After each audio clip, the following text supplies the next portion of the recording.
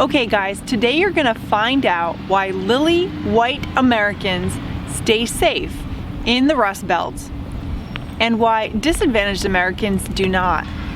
And by the time you finish this lesson, you'll be confident using your own research to speak in English about the situation in Flint, Michigan. So my first 24 hours in Michigan were kind of intense because I went from a very poor world to a very rich world, and within the space of a few miles, so it was quite intense for me. I remember driving in off the highway to get into Grand Rapids, the city of Grand Rapids, to find my couch surfing coach. And as soon as I got off the highway, I was shocked by how down and out and depressed the area looked. I mean, there was an abandoned old factory building that for sure must have been part of the car industry back in the day, but now I just saw kind of homeless people hanging around outside of it. It gave me this eerie feeling, just not sure if I was safe. And I drove through the city of Grand Rapids, and it seemed to get worse and worse as I got into the center. You could just tell that that city had been torn up with the end of the car industry. The next day, I left Grand Rapids and went to East Grand Rapids to get my work done at a Starbucks because I needed a connection for work. And it was a stark contrast in what I saw in that neighborhood compared with Grand Rapids. Everyone was white. Everyone seemed wealthy. There were business owners, there were women with fancy jewelry, and I don't know, I just sat there most of the day doing my work, but trying to digest the differences between the two cities, even though they're only within the space of a few miles. And this is the Rust Belt. This is what I saw all over the Rust Belt, and at times it was shocking. We are going to move out of Detroit for a little bit and learn about Flint and also Grand Rapids. So in this video, we're going to talk to a gentleman from Grand Rapids, and he talks about some vocabulary you might not know. He describes Grand Rapids as being lily white. So lily, of course, is a white flower.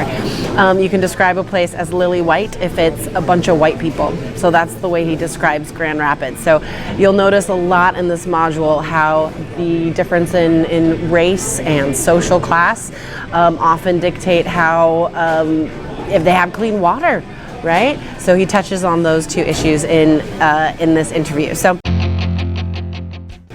your task is to answer these questions. Why is East Grand Rapids lily white? Why is East Grand Rapids lily white? And then also, in Flint, where are the water issues? It's not like everybody has horrible water, right? So where in Flint are the water problems? Okay, so answer those two questions. Okay, so can you tell me your name? Don Herman. Don Herman, nice to meet you, Don. Nice to meet you. And where did you grow up? Where are you from? I'm still growing up, but I was born in New York. Born in New York City? My parents moved to Detroit. My dad got a job here and grew up in Detroit. Was your dad working in the car industry? Yeah, definitely he was in the automotive fabrics, because then we didn't have the computers and molds and cars. Yeah. And so he worked in that. And then eventually got his own business. Okay. And then what was this? So you wanted to make one comment on racism in this area, or on racial? Well, I'll comment just briefly here, and then you were asking about Flint. Yeah. Briefly here, this is East Grand Rapids, his own city and so forth. Yeah. But it's lily white. Lily white. Lily white. Okay. I say that as a liberal, not proudly. Yeah. But it's lily white. Okay.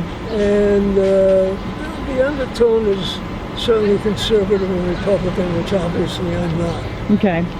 And then I'm not saying it's conscious racism, but people of other colors, like black and Hispanics, really can't afford to live here. Here in East Grand Rapids. In East Grand Rapids, in my opinion. Yeah, no. Now, if you project to Flint, Michigan, Yeah. and the water problem there, Yeah. there's definitely an overtone of racism. Okay. How so? What's going on there? Also, because the poor people over there were mostly black Yeah. Americans, and when the problem with the water became a problem, the overtone was, well, it's affected a large percentage of black people that were living. When did that problem start with the water being contaminated, poisoned? Oh golly, you know better than I. Do I? I guess I could look it up. Sure, look it up. Yeah.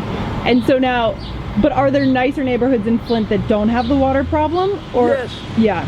Yeah. Yeah. That's. I'm not saying that knowledgeably. Let's say I assume that. Yeah. Yeah. I'm not saying that. Wow. Okay, so let's get to the answers. First of all, why is East Grand Rapids lily white? Unfortunately, the most simple and direct answer that he gives is that black people and Hispanic people cannot afford it. They're usually in the lower income brackets of society, and they can't afford to live there. So in Flint, where are the water problems? You're probably not surprised by this answer. Mostly in the poor black neighborhoods. Okay, that's where the water issues are. And they're the ones that are the most affected, right? Lower income people are always the ones most affected by issues because the government doesn't spend as much time or money or effort on these parts of society. And this is the truth, and you see it in all of the stuff you learn about Flint. So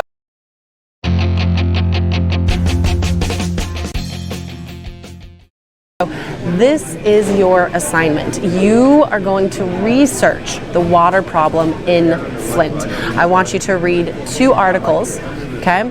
2 news articles in English about the water problems in Flint. You're gonna get some history, you're gonna get some observations on the lack of solutions, okay? Take notes on what you read. And then I want you to explain what you found out, especially what facts surprised you about this issue and how you feel about this issue. What do you think should be done, okay?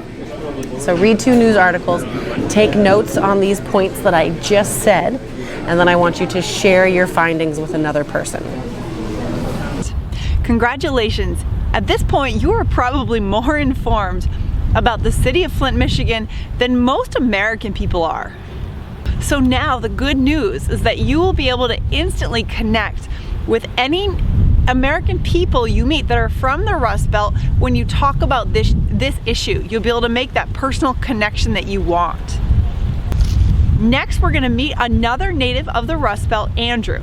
And you're going to learn how to use natural time transitions when you tell a story in English.